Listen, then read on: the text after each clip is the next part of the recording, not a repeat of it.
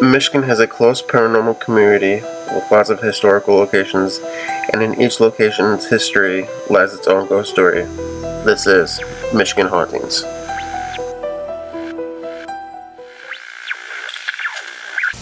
In this episode of Michigan Hauntings, we follow Thelma and Louise of Paranormal, Kathleen Tetson, and Bev Rydell, two sisters who have written 3 books about Michigan and the paranormal, known as The Haunted Travels of Michigan.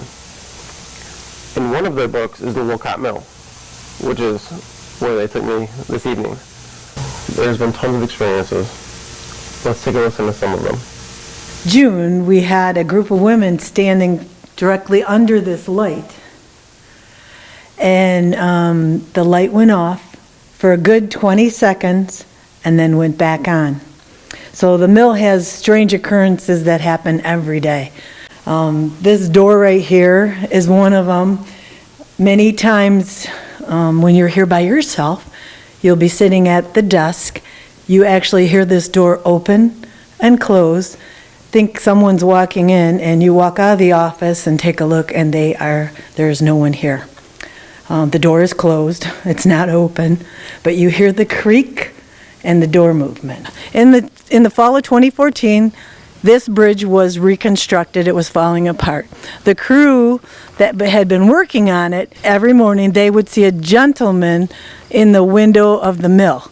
Our workers don't get here till 9 o'clock. Let's try to get a personal experience from one of the attendees. We were in the mill, and we broke our team up into 2 groups. Half of us went upstairs and half of us went downstairs, and we were in the group downstairs.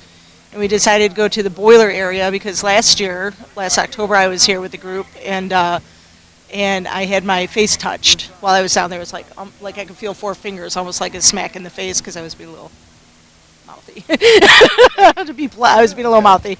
Well, we were there. We were discussing if the furnace was a coal furnace or coal. So one of the gentlemen opened it, and it was so old the door crumbled off. So immediately we all started kind of feeling something. We obviously made somebody upset.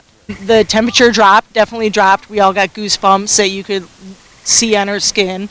And then we heard noise upstairs, like people were like running or dancing or feet shuffling, and our other group was all the way up on the very top.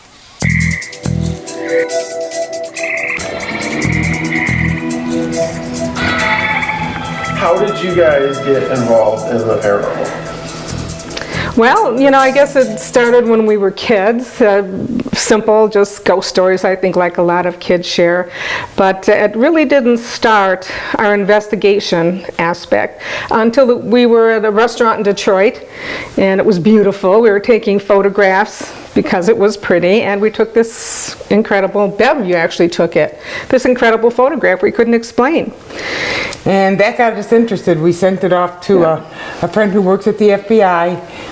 He couldn't explain it either, and his primary job there is analyzing photos. Right. So he didn't know what it was, and we began with that, initially thinking we would probably disprove most of it, but we were surprised at how many places there are that are actually active. That we can't find logical reasons for. And we do begin each investigation, and to this day, as skeptics. We don't look at a photograph and automatically say, oh, that's paranormal, or even an audio clip. We really try and understand what was happening. We go back to the scene if we can to analyze it, or we'll send it out. We have some people who are professional videographers and audio specialists to see if they can help us understand or debunk. And we've done how many investigations? Oh, close to 300 or over 300? Over 300. And we found maybe 30 or 34 cases of unexplained phenomena. That's where we are now. So. It doesn't mean the other places aren't active. Right. While we were there, they weren't active. Yeah. Or we were able to disprove what we thought might be suspect evidence. So that's how we are. How did the book come along? Well, we did publish a book way before the Haunted Travels of Michigan series. It was Michigan Vacation Guide. Nothing to do with ghosts. Nope, about places for people to stay when they're traveling in Michigan. Places like bed and breakfasts, private homes. Yeah. And many of these places, in fact, told us that they were haunted. Yes. And that's how we kind of moved into that general direction. And we thought it would be a good migration, you know, our vacation travel, finding great places to stay and cool places to go in Michigan kind of went online. And so we thought, we don't need a book on that anymore, but a book that tells real ghost stories, that has some interesting possibilities. Haunted Travels of Michigan. Okay, well, you guys want to take me on a short investigation? Sure, let's do it. Let's start in the basement. People have reported a lot of personal experiences down here. Our last investigation, we haven't gotten to that audio part of it yet, but we do believe this is the heart of the haunting at the mill right here. The last time we were here, there was a woman who felt something brush across her face. And it didn't scare her. She was just slightly startled because she could feel it going right across. So I think we need to just kind of start a session here. The lights are still on, which is unusual. A lot of investigators investigate in total darkness, which we do sometimes as well. But to be very honest with you, in total darkness, your eyes can deceive you. And as a result, we prefer to investigate at a time when the activity is most prevalent and in the same lighting conditions. Now, if an individual sees a spirit in total darkness, that's unusual, but that's when we'll investigate. If they see it at 10 o'clock in the morning over coffee? That's when we'll investigate. To start, we work simply.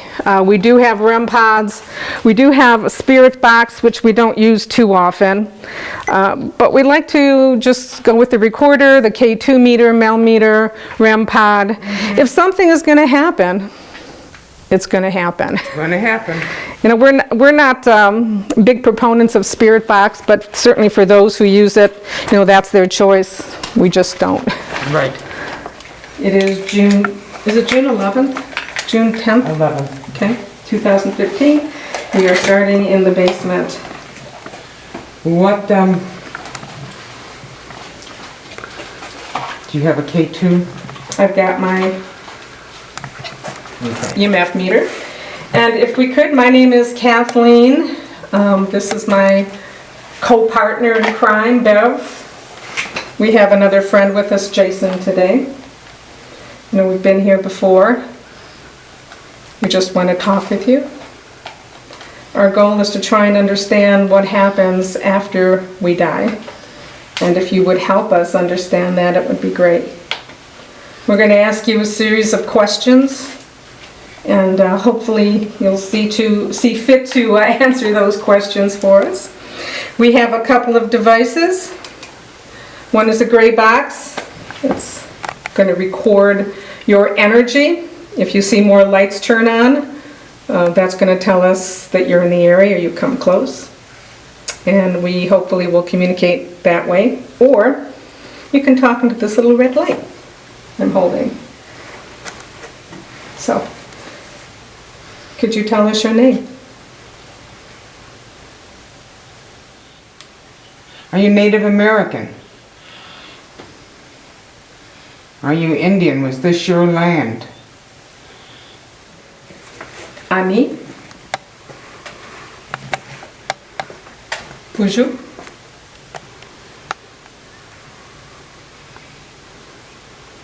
I understand that Mr. Wolcott was a rather hard task maker, that he really put you to the irons on your work. Did you work many hours here? K2 just lit. Just barely. Can you come a little closer to this box in my hand? Just a little closer so we know that you're here. If you could respond like that again, did Mr. Wolcott make you work long hours here at the mill?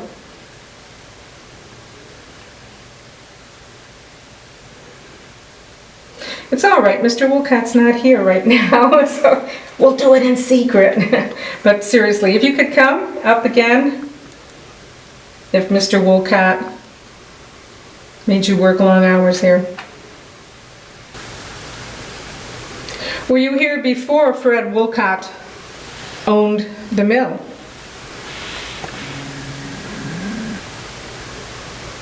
If you were, come up close to the green light.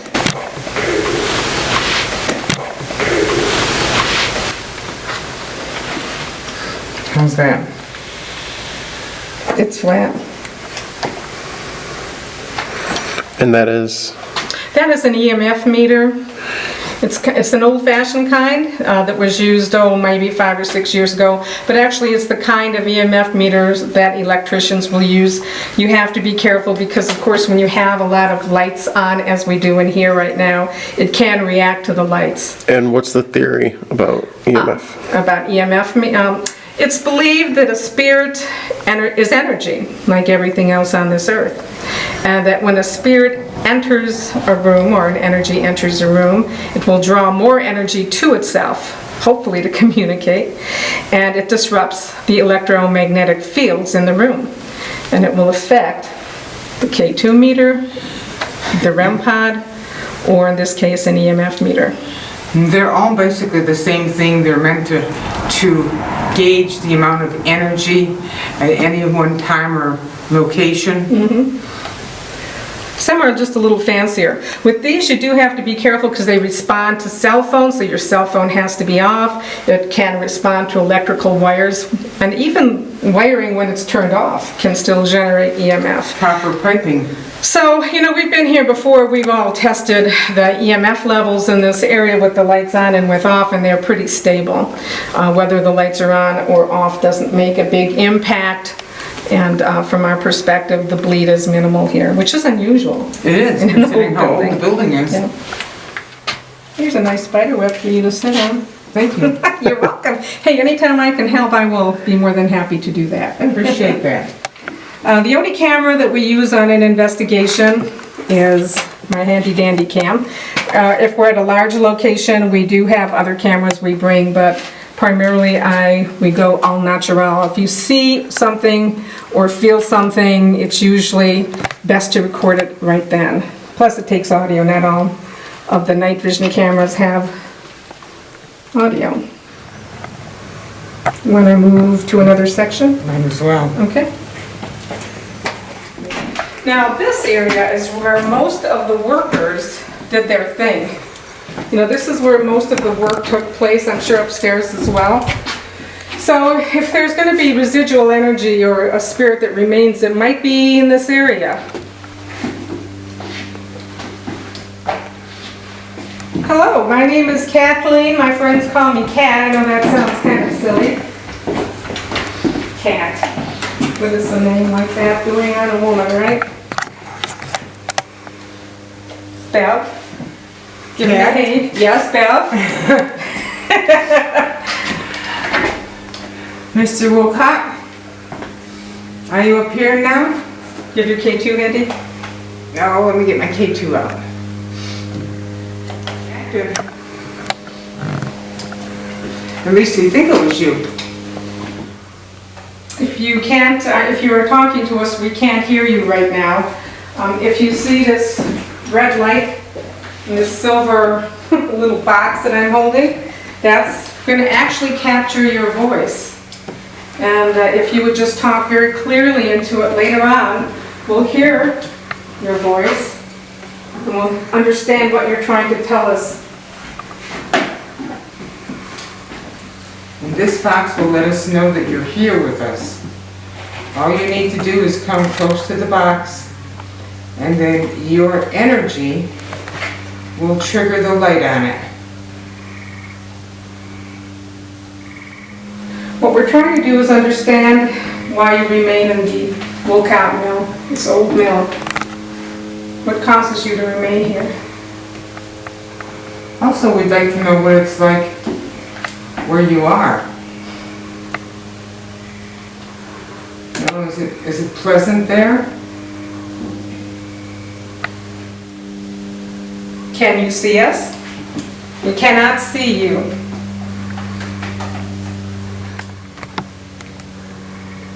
There's another way to signal that you're here if we can't hear you by words, if you could knock on something or make a sound or a noise. Just something like this.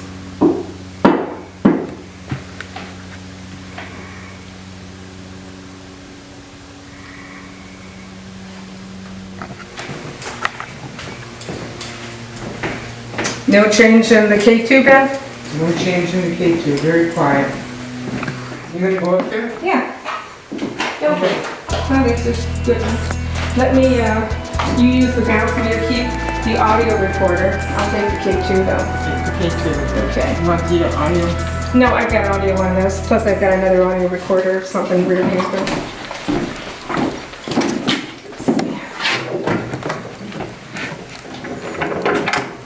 Breaking You get my butt going up the stairs, I'm killing you. A man that's watch himself when this woman goes up the stairs. Oh, boy. And we have run K2 around here many times, so we know where the hot spots are. And actually, there are no hot spots. There's very little very little electrical bleed here. You know, whenever you get through a main cable like that, there will be some. Hello, my name is Kathleen. I'm with my friend Jason. We're here to talk with you.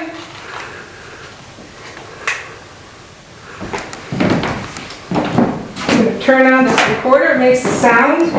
It's not going to hurt you.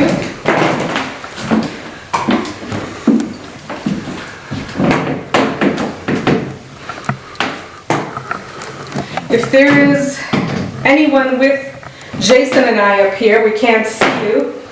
If you would come closer to me, that would be great.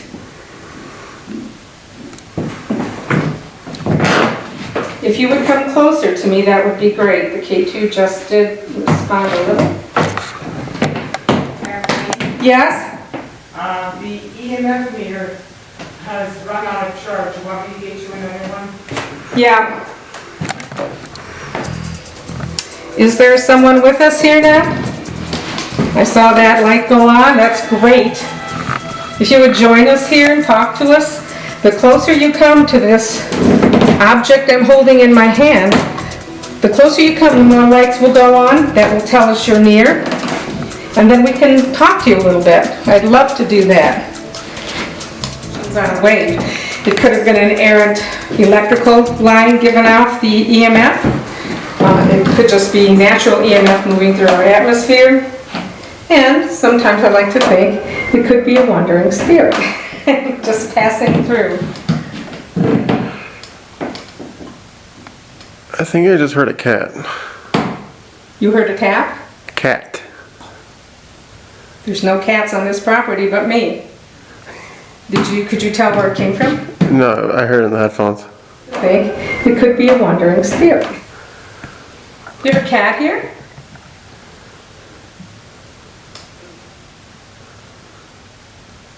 I do hear frogs outside. Yeah, it wasn't. K2 is going off again. Have you joined us? Again. Would you do that one more time just to make sure we have established communication? Come close to us again, please. Don't want to talk to us? Can you tell us your name? Mine is Kathleen. As I mentioned downstairs, some people call me Kat. It's Jason. Can you talk to us? Did you work at the mill less than 10 years? If you did, come up to that gray box with the green light. If you worked less than 10 years, come up close to the gray box, more lights will go on, and that will tell us yes.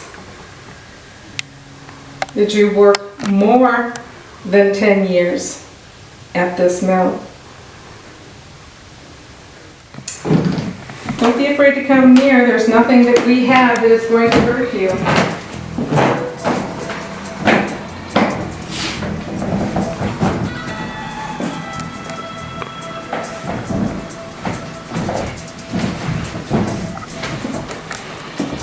Even a charge box isn't that hot here. I mean, here we are, a major electrical thing, and you can see it's pretty good. Now explain if a person has a high EMF, what is in their home, Yes. what are some of the repercussions? Yeah, What does it mean? symptoms. There is something called EMF or electromagnetic field sickness. If you have a home that has high bleed, and we've encountered a few home investigations where that's been the case, people can have a variety of symptoms. And that includes paranoia, terrible headaches, dizziness. They see things that aren't there or feel things that aren't there. So you really have to be very cautious about that. It can cause all kinds of things, make you think your home is haunted when all it is very high EMF bleed. And as I mentioned before, we have encountered that a few times on investigations. Once the EMF bleed is corrected, and an electrician can do that, the feelings of paranoia go away, and so do the spirits. Do you know who that is? K2 is really going off now. It's Mr. Wolcott I'm looking at right now. Mr. Wolcott, you're quite a nice looking man. Is that your boss? Now I love this floor because the flooring is a little uneven. So it kind of gives you that kaleidoscope effect. Vertigo. Yeah, vertigo, yes. Oh, wow. Pretty cool, huh? It's a cool place.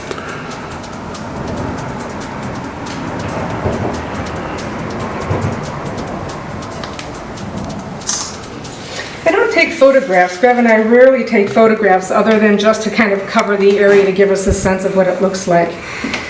And we don't do that because photographs can be so deceptive. Right, they only tell a piece of the story. Excellent, yes.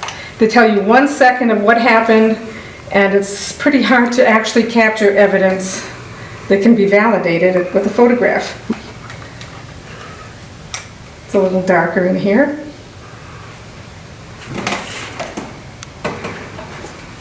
Hello, my name is Kathleen Tetson.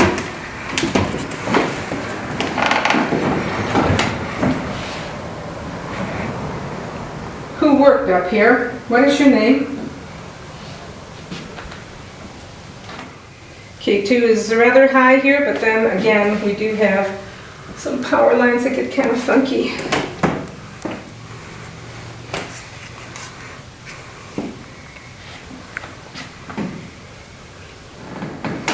If there's someone with us, if you could make your presence known, it would be great if you could make a noise, a bang, a knock, any sound that would signify you're here. We'd really like to talk with you. Could you do that now if you're willing to speak with us? And there have been some experiences on this floor. Most of them are, they think they hear voices. Actually, there was a really good experience. Down these stairs that we just came up, somebody saw a pair of boots and legs, except the legs ended at the knees. Of course, you know, personal experiences are really important to the individual, but for us, we need proof before we claim it as evidence. But still, she was pretty shaken up. I probably would be too, a little bit. You know, when we do hold investigations, and we do throughout the year have a few investigations that we'll open to the public, what we're really trying to do is give them a sense of what it's really like on an investigation, so that they don't think what they see on TV is reality. Most times you're not going to see anything. In fact, you probably won't hear or feel anything. For Bev and I, almost 90% of our investigations, when we come up with evidence, it's in audio and occasionally in a video. But you don't know what it's like until you actually do it yourself. It's not like a haunted house attraction, but it's fascinating. We can't stay too much longer. Love to talk with you if you're here. Please, if you would, speak with us. I don't know what year it is where you are, but where it is here, it's 2015. The year is 2015. Do you know that you died? Your physical body has died.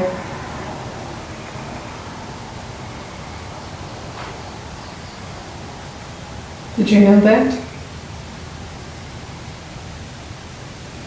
Can you tell us what it looks like where you are now?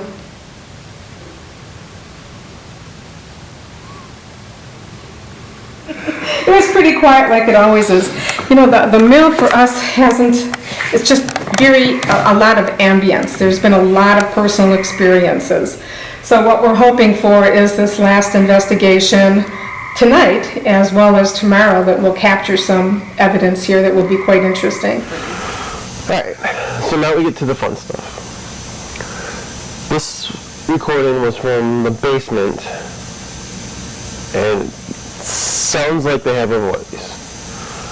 How they record their audio is it'll be regular, how they heard it, and they'll boost it 3 times.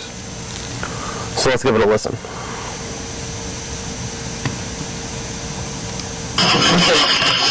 Room in the far back room.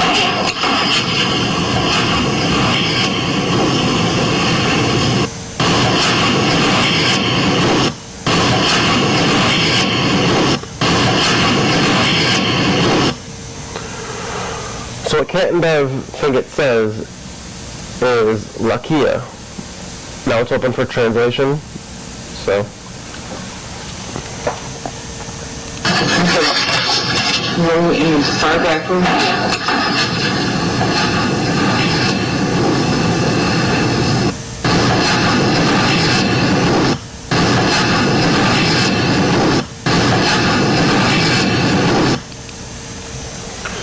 So they have that EVP. Let's go to different one. This one is also from the basement. And it sounds like Skulky. Well, Skulky could be a last name, it could be Skulky. Have a listen. Did you like Fred Wolcott?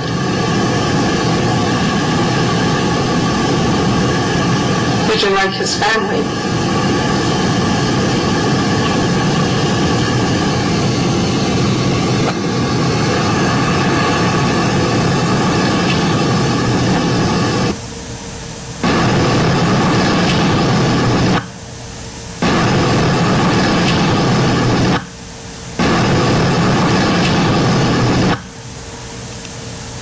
You hear it? Let's give it another listen.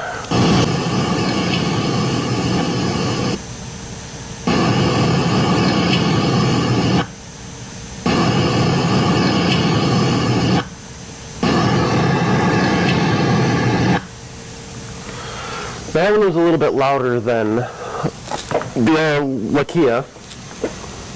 So, interesting. What did you do with it all?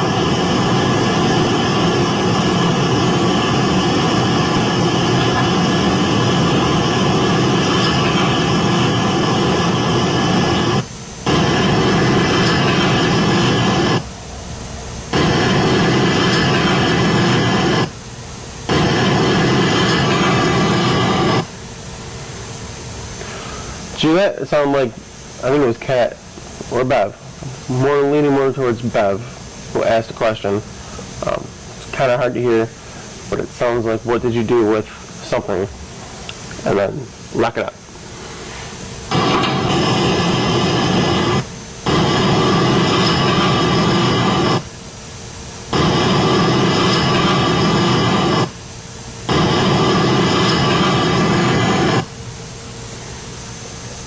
I like that one.